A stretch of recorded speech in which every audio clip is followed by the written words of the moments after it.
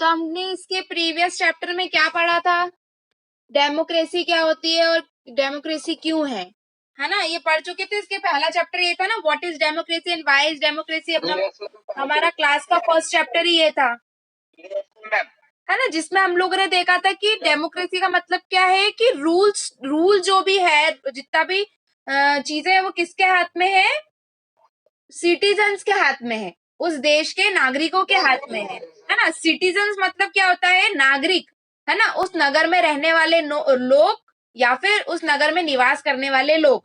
ठीक है, बहुत हिंदी गए हम लोग, उनको हम क्या बोलते हैं, सिटीजन बोलते हैं। ठीक है, गवर्नमेंट क्या होती है, सरकार, जो कि हमको गवर्न करती है, हमको रूल्स रेगुलेशन जो है हमारे, वो जज करती है। ठीक है, हम ये लेके चल सकते हैं। जैसे आपकी गवर्नमेंट कौन है, आपके स्कूल में अगर हम बात करते हैं कि स्कूल को लेके चलेंगे तो ज्यादा इजीली आपको समझ में आएगा।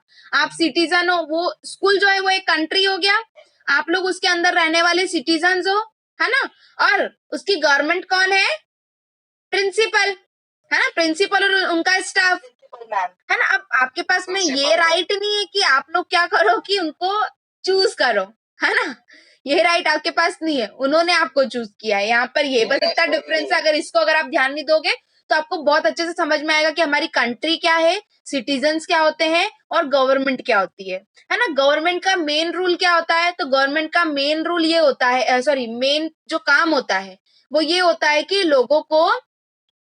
लोगों के जो फंडामेंटल राइट्स है, उनकी ड्यूटीज है, उनके कुछ अगर गलत तो नहीं हो रहा है उनके सिटीजन्स के साथ में, तो एक तरीके से वो जो गवर्नमेंट होती है वो क्या होती है, देश के रखवाले होते हैं, है ना। कुछ गलत हो रहा होगा तो वो उसको पनिशमेंट देंगे, कुछ न्यू रेगुलेशंस रूल्स लाएंगे, देश को चलाएंगे अच्छे से, है ना। अगर यहाँ पर सड़क नहीं बनी, अगर कोई गवर्नमेंट नहीं होगी तो क्या आप लोग वहां पर एक कंट्री में रह सकते हो क्या, बिल्कुल भी नहीं रह सकते, क्योंकि एक हेड होना बहुत जरूरी होता है ना। किसी भी जगह पर या कहीं पर भी आप काम कर रहे हो, वहां पर एक हेड होना जरूरी है। अगर बॉस नहीं होगा, अगर आप कहीं पर वर्क करने जा रहे हो, अगर वहां पर बॉस नहीं हुआ, चलो आप ये भी छोड़ दो, आप आपके क्लासरूम की बात करो, है ना। अगर आपकी क्लासरूम में एक टीचर नहीं हुई या एक मॉनिटर नहीं हुआ तो बच्चे कितना अननेसेसरी नॉइज करते हैं, है ना। अब अगर अभी मैं ले लू, अभी मैं क्लास से लेफ्ट हो जाऊंगी तो आप लोग एकदम चालू हो जाओगे, आप लोग आपकी बातें करने लग जाओगे, मस्ती करने लग जाओगे, किसी बच्चों को अच्छा लगेगा और थोड़े बच्चों को ऐसा लगेगा कि यार बहुत गंदी तरीके से क्लास का पूरा नाश कर दिया इन बच्चों ने, तो हम लोगों को तो लेफ्ट हो जाना चाहिए, है ना। तो कुछ बच्चों को वो अच्छा नहीं लगेगा।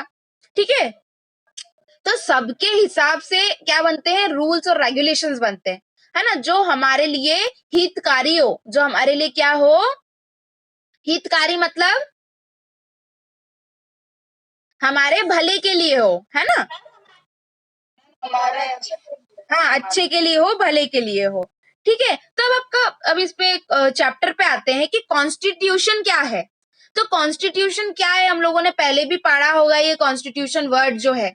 तो बेटा कॉन्स्टिट्यूशन को हम हिंदी में संविधान बोलते हैं, जिसका मीनिंग ये होता है कि उस बुक के अंदर हमारे जितने भी उस कंट्री के, है ना, उस कंट्री के जितने भी रूल्स है, रेगुलेशंस है ना, जितनी भी प्रोसेसेस है, वो सब उस बुक के अंदर लिखी हुई है। अगर हम इसको इंग्लिश में बोले तो हम इसको सिंपल सा इतना बोलेंगे, all such rules together are called constitution. जितने भी बेसिक रूल्स है सिटीजन्स के, गवर्नमेंट के, जो भी उस बुक्स के हिसाब से क्या होते हैं, फॉलो होते हैं, है ना। अब आपको पता है हमारे कंट्री में सबसे बड़ा जो दर्जा है वो किसका है, supreme court. No, supreme court का, सिटीजन्स का इतना नहीं है, सुप्रीम कोर्ट का ऐसा है। मैं बताती हूँ, अगर सुप्रीम कोर्ट ने कोई भी चीज आपकी फाइनलाइज कर दी है, अगर उसने बोल दिया है कि खाना नहीं खाना है तो खाना नहीं खाना है, आया समझ में। ऐसा नहीं कि हमको भूख लग रही है या हम मर जाएंगे, बहुत इजी वे बताया मैंने, बहुत इजी। मतलब उनका उनका बोला हुआ हमको मानना ही मानना है। इनफैक्ट सुप्रीम कोर्ट, आप लोग कंट्री में सबसे ऊपर किसको मानते हो, मे बी आप गवर्नमेंट को मानते होंगे, है ना। आप सोचते होंगे कि अभी की जो सरकार है, मतलब कि मोदी सरकार, है ना, उनको मानते होंगे कि नहीं यार मोदी जी जो है मतलब उनका फाइनल डिसीजन होता है। तो ऐसा नहीं है, सुप्रीम कोर्ट का डिसीजन फाइनल डिसीजन होता है। अभी आप लोगों ने, अगर पता नहीं आप लोग कितना अवेयर होते हो न्यूज से, पर जितना भी होते हो, अभी एक किसान आंदोलन चल रहा है ना, तो वो गवर्नमेंट के खिलाफ चल रहा है। अब आप मुझे एक बात बताओ, आपका अगर आपकी क्लास है, आपका डिस्प्यूट मेरे से होगा, है ना, मेरे से होगा, तो आप मेरे खिलाफ अगर कंप्लेंट करनी होगी तो आप कहाँ जाओगे? थोड़ा आगे जाओगे, मतलब ऊपर क्या है, प्रिंसिपल है, वाइस प्रिंसिपल है ना, मतलब जाने वाले हो ऐसा? अंकित यस बोल रहा है। आपने पूछा इसलिए मैम हमने तो जवाब दिया। ठीक है मैम, मोहित जाए। अंकित की आवाज आई है मुझे, अंकित जाने वाला है, यस मैम बोला वो। ठीक है, तो अगर आपका डिस्प्यूट मुझसे होगा तो आप क्या करोगे? या फिर चलो और छोटा ले लेते हैं इसको, आपकी क्लास का मॉनिटर है ना, उसने आपके साथ, मैंने उसको राइट्स दिए कि मेरे गैर हाजिरी में या मैं नहीं हूं तो उस टाइम पे आपको क्लास को क्या करना है, हैंडल करना है। अब उस टाइम पे उसने हैंडल करने के चक्कर में एक आध बच्चे को मार दिया, है ना, कि सुन नहीं रहा है, ठीक है, बच्चे सामने वाले की भी गलती थी, बट मैंने उसको राइट ये नहीं दिया था कि तुम उसको बिल्कुल ही मारो, है ना, मैंने उसको बोला था कि तुमको क्लास को चुप रखना है। अगर उसने मार दिया, तुम्हारे साथ उसने गलत कर दिया, तुमको मारा है, अब तुमको उसके खिलाफ कंप्लेन करनी है, तो तुम क्या करोगे? मेरे पास आओगे। मैं नहीं मानूंगी, मैं नहीं सुनूंगी, मैं बोलूंगी कि नहीं, मैंने तो उसको बोला था कि क्लास में अगर बच्चे नहीं सुने तो एक काम करना, मार देना। ठीक है, मैंने नहीं सुना तो आप कहाँ जाओगे? आपके क्लास टीचर के पास जाओगे। मैं तो सब्जेक्ट टीचर हूँ, आपकी क्लास टीचर मतलब कि पूजा मैम, हाँ, पूजा मैम के पास जाओगे। पूजा मैम ने भी बोल दिया कि नहीं, मुझे कोई मतलब नहीं, आप लोगों की गलती होगी, आपने क्यों नहीं सुना, है ना, या फिर मैं बिजी चल रही हूँ, या फिर मैम है ही नहीं, तो उन्होंने भी बोल दिया कि नहीं मेरे पास में बताओ और कहीं जाओ। तो फिर आप क्या करोगे? अब वाइस प्रिंसिपल के पास जाओगे, चौरसिया मैम के पास जाओगे, मैम को बोलोगे मैम मेरे पास ये समस्या हुई, मैम ने बोला चलो ठीक है अभी समझते हैं, और 2 दिन हो गए, मैम ने कुछ नहीं समझा, फिर आप किसके पास जाओगे? प्रिंसिपल के पास में, है ना। तो प्रिंसिपल का डिसीजन फाइनल डिसीजन होगा, ठीक है, और प्रिंसिपल आपको किसी भी हिसाब से आपकी बात को निग्लेक्ट नहीं कर सकती है। वहां पर ऐसा कोई रूल नहीं होगा कि प्रिंसिपल आपको क्या बोलेंगी कि मेरे पास समय नहीं है, या मैं आई नहीं थी, या फिर हम इसको 2 दिन बाद में देखते हैं। Ma'am at the time, at a moment आपका जो प्रॉब्लम है वो क्या कर देगी, सॉल्व करेगी, है ना। आ रहा है समझ में मेरा बोलने का मतलब क्या है? तो मैं वही बताना चाह रही हूँ आपको कि जो सुप्रीम कोर्ट है, सुप्रीम कोर्ट का जो डिसीजन होता है वो फाइनल डिसीजन होता है, ठीक है। उसके आगे आप, अगर उन्होंने बोल दिया कि ये फिर भले आप अपराधी नहीं हो, और आपको उन्होंने घोषित कर दिया कि यू आर अ क्रिमिनल, तो आप क्रिमिनल ही हो, है ना, फिर आप उसके आगे कहीं जा ही नहीं सकते हो, ना आप गवर्नमेंट को लेटर लिख सकते हो, ना आप आगे कहीं जा सकते हो, है ना। तो ये मेरा मीनिंग था बताने का कि सुप्रीम कोर्ट क्या है। ठीक है, अब हम पढ़ते हैं चैप्टर में कॉन्स्टिट्यूशनल डिजाइन के बारे में, कि कॉन्स्टिट्यूशन को कैसे उन्होंने बनाया है ना, कैसे उनको डिजाइन किया है। ठीक है, डिजाइन करने का मतलब ये नहीं कि उसके अंदर उन्होंने बुक पे हीरे वगैरह लगा दिए होंगे, या उसमें उन्होंने कैलीग्राफी में लिखा होगा, या उन्होंने ब्लू ब्लैक जेल पेन या ऐसे पेन्स का यूज किया होगा। उसको वैसे वैसे में मत लेके जाओ, उसको उन्होंने ऐसे बताया कि उन्होंने किस किस हिसाब से उस चीज को लिखा हुआ है, आपके राइट्स को, आपके रेगुलेशंस को, आपकी रूल्स को, है ना, आपके जो प्रोसेसेस होती है उनको उन्होंने किस हिसाब से डिजाइन किया है, मतलब कितनी अच्छी तरीके से उन्होंने उस कॉन्स्टिट्यूशन की बुक में, मतलब की बुक्स में कैसे लिखा है। ठीक है,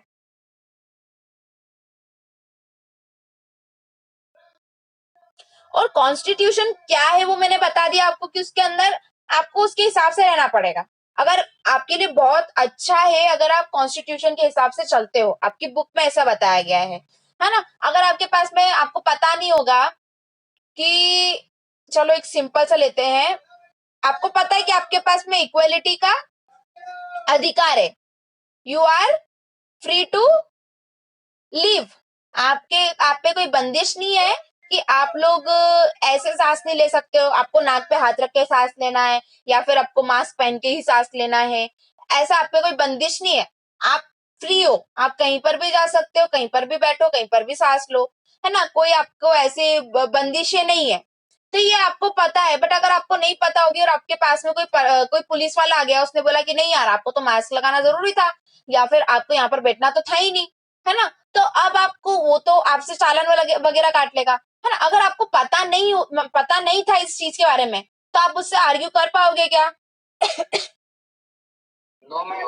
है ना।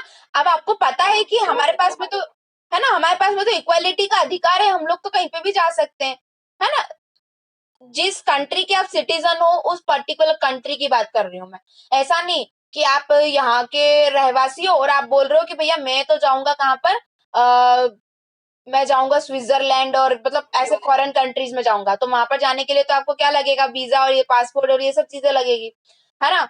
तो उन उन कंट्री की बात नहीं कर रहे हम, हाँ हमारी कंट्री की बात कर रहे हैं। हमारी कंट्री मतलब हम इंडिया की बात कर रहे हैं, ठीक है। One recent instance of designing constitution for a democratic state is that of South Africa. We begin the chapter by looking at what happened there, are how the Africans were about this task to design their constitution. Then we turn how to Indian constitution was made, what its foundation values. तो पहले हम लोगों को अगर देखना है कि हमारा कॉन्स्टिट्यूशन कैसा है, तो पहले हमको दूसरी कंट्रीज का कॉन्स्टिट्यूशन देखना पड़ेगा, है ना। दूसरी कंट्रीज का कैसे, जैसे कि साउथ अफ्रीका का देखना पड़ेगा कि उनके कॉन्स्टिट्यूशन में उन्होंने क्या क्या लिखा है, और फिर हम उसको कंपेयर करेंगे कि हमारे कॉन्स्टिट्यूशन में क्या लिखा है ना। तो अब यहाँ से स्टार्ट करते हैं चैप्टर को। इंट्रोडक्शन समझ में आया सभी को चैप्टर का? हमने सिटीजन क्या होता है, गवर्नमेंट क्या होती है, ये वर्ड का मीनिंग समझ में आया, है ना। अब पढ़ते हैं हम लोग democratic constitution in south Africa. अब डेमोक्रेटिक वर्ड क्यों यूज किया गया है, क्योंकि वहां पर भी क्या होगा, वहां पर भी इलेक्शन होंगे by the people, for the people, और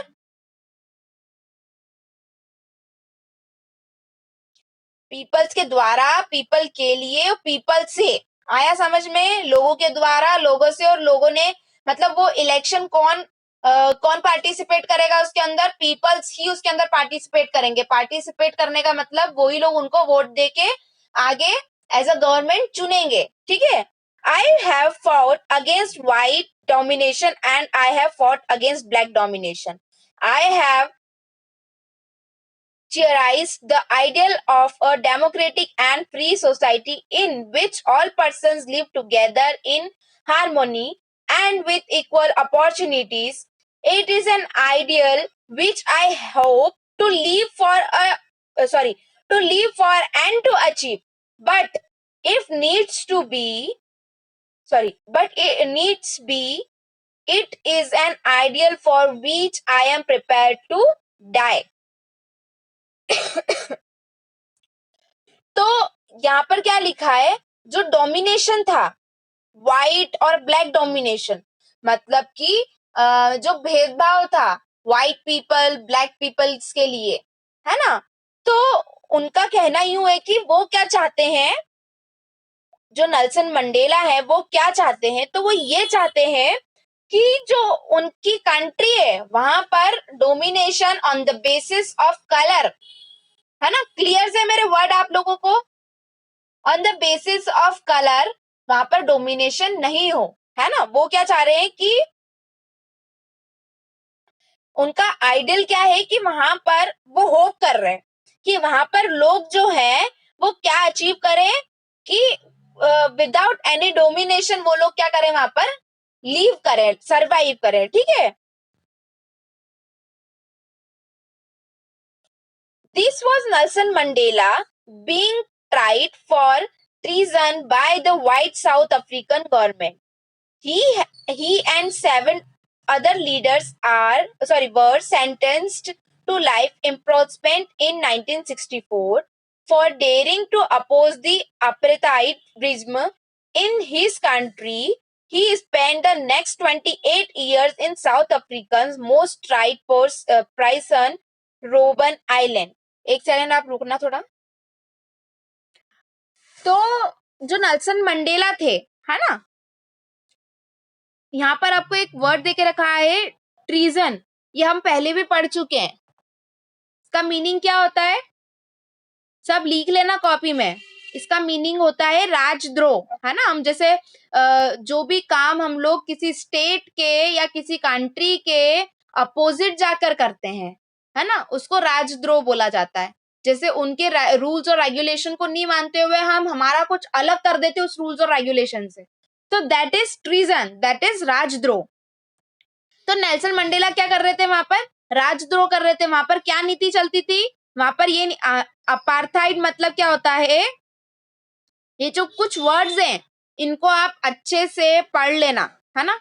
मैं इतना प्रेशर दे दे के पढ़ रही हूँ तो समझ जाओ कि वो वर्ड जो है आपको इम्पोर्टेंट है, मैंने हाईलाइट भी करे, ठीक है।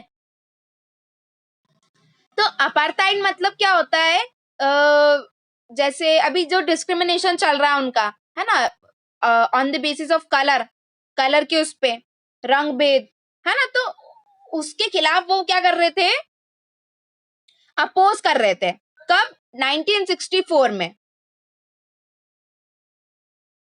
है ना। उनके साथ कुछ दूसरे 7 लीडर्स भी थे जो कि इस उसमें उनका साथ दे रहे थे, ठीक है। आ रहा है समझ में मैं क्या बोल रही हूँ? नेल्सन मंडेला ने क्या कर रहे थे? राज के खिलाफ जा रहे थे, है ना। वहां पर क्या नीति चलती थी कि व्हाइट गवर्नमेंट चलती थी वहां पर, है ना। कहाँ पर? अफ्रीका में, साउथ अफ्रीका में, है ना। व्हाइट गवर्नमेंट चलती थी और ब्लैक पीपल्स को क्या किया जाता? डिस्क्रिमिनेट किया जाता था, है ना, क्योंकि वो क्या थे? ब्लैक थे और ये व्हाइट थे, है ना। तो आपको समझ में आ रहा है इतना? उन्होंने 28 ईयर्स कहां पर बिताए थे? साउथ अफ्रीका में, है ना। कहां पर? रोबन आइलैंड में, ठीक है।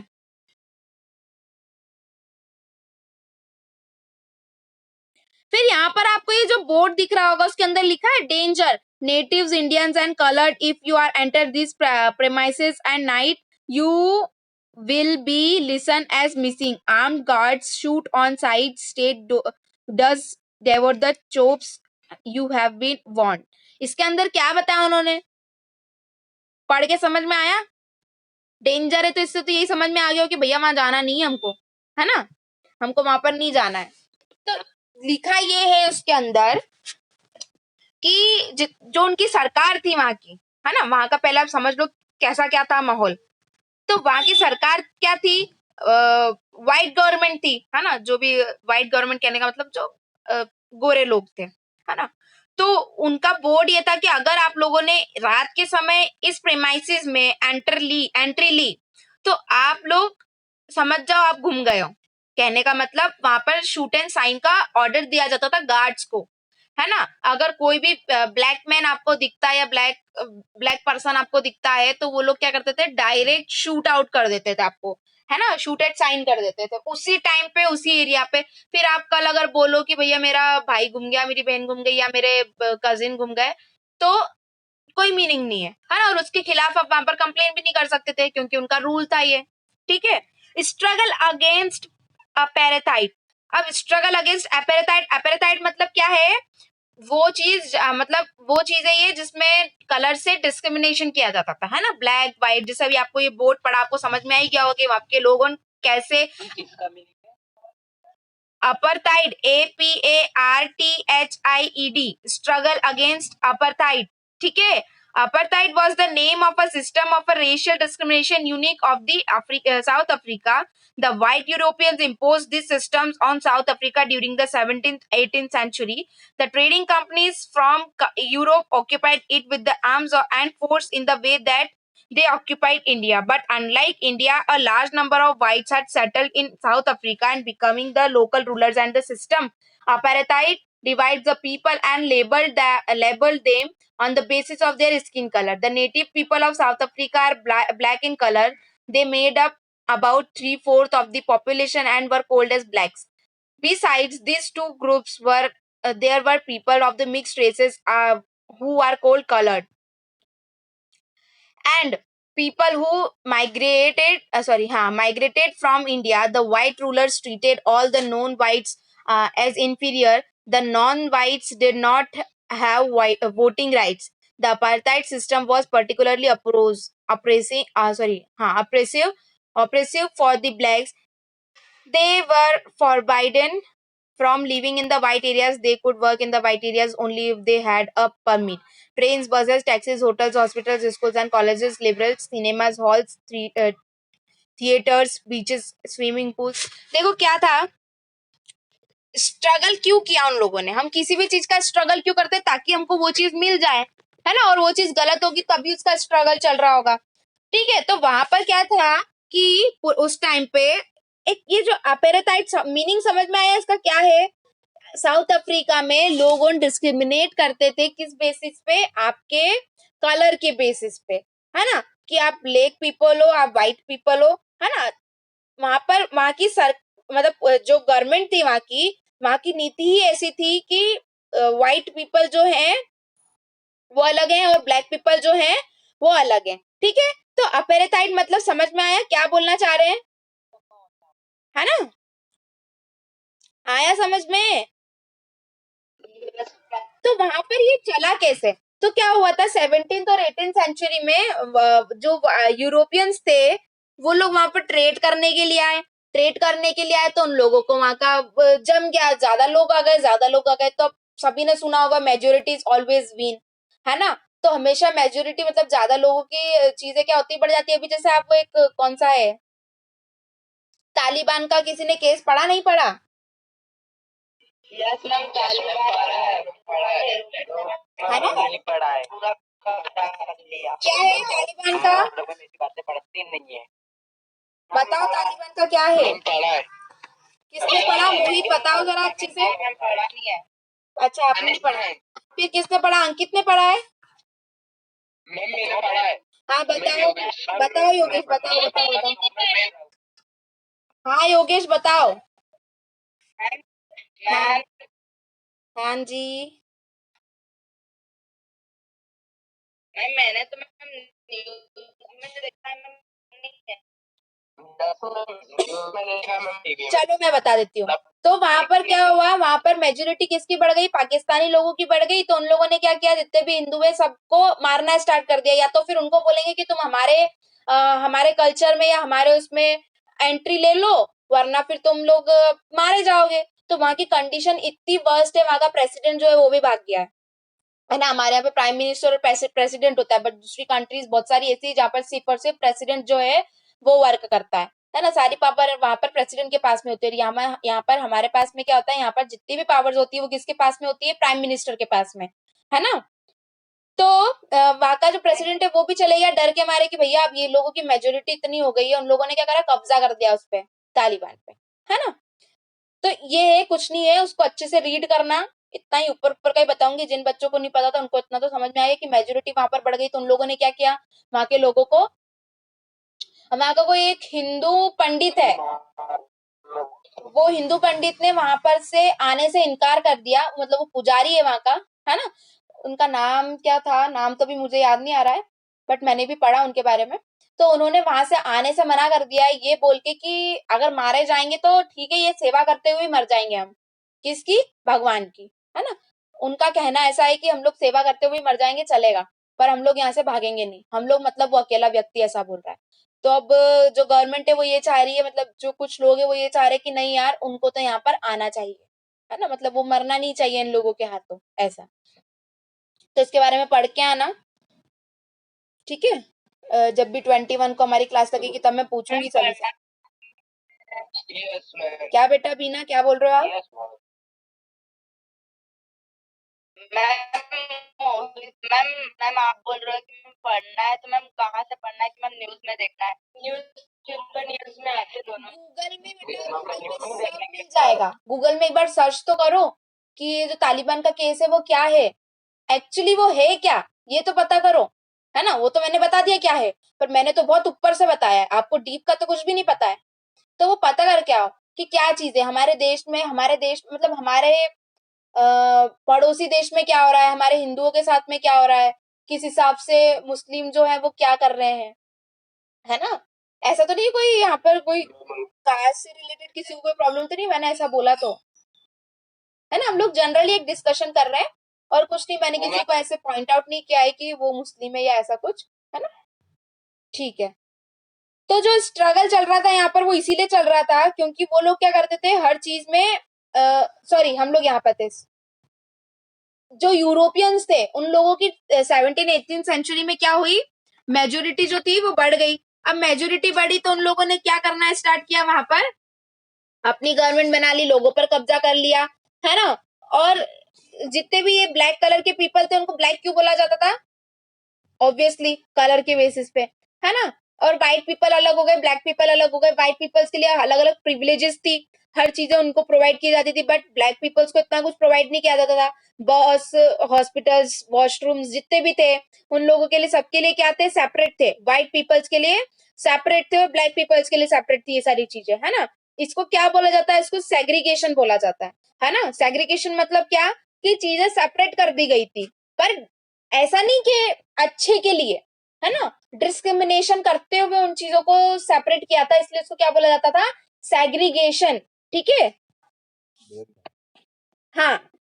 अरे, तो आया समझ में सेग्रीगेशन क्या है। देखो, हर एक वर्ड का मीनिंग बताया मैंने, सिटीजन का बताया, गवर्नमेंट का बताया, सेग्रीगेशन बताया, कॉन्स्टिट्यूशन बताया। तो ये वर्ड्स जो है सभी को ध्यान रखने, क्योंकि अभी आप लोगों ने एग्जाम में यही मिस्टेक की है, इसीलिए मैं आपको बहुत आराम से पढ़ा रही हूँ अब, है ना। They could not even visit the churches where white worship. Black could not form association or protest against the terrible treatment. तो वहां पर क्या था, वो लोग चर्च में भी इनफैक्ट क्या थे, एंट्री नहीं ले सकते थे, वहां पर नहीं जा सकते थे, है ना। और इनफैक्ट, यस, सेग्रीगेशन क्या है, वापस से बताओ ऐसा।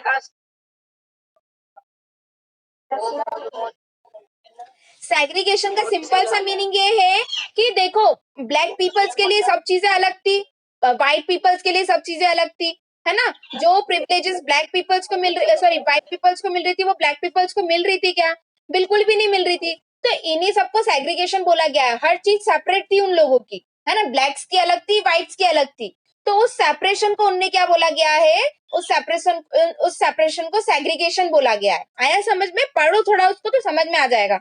इट्स वेरी इजी, बहुत इजी लैंग्वेज है। तो क्या किया गया, उन इनफैक्ट वो लोग प्रोटेस्ट करने के लिए, जो उनके साथ में इतना गंदा व्यवहार हो रहा था, उसके लिए वो प्रोटेस्ट करने के लिए इनफैक्ट वो उनका एक ग्रुप भी नहीं बना सकते थे। आया समझ में।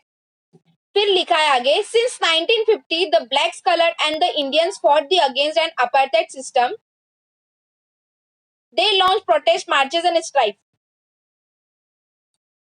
ANC was the umbrella organization that leads the struggle against the policies of segregation. This include many workers unions of the communities. देखो क्या हुआ, कुछ टाइम के बाद में उन लोगों ने फाइनली स्ट्राइक्स और मार्चेस करना चालू किए, है ना। क्या कहते हैं उसको, धरना, धरना क्या बोलते हैं, आंदोलन वगैरह करना स्टार्ट किया, धरना, धरना बोलते हैं उसको, सॉरी, है ना। तो आंदोलन और धरना उन्होंने करना स्टार्ट किया। यस, क्या बोल रहे हो।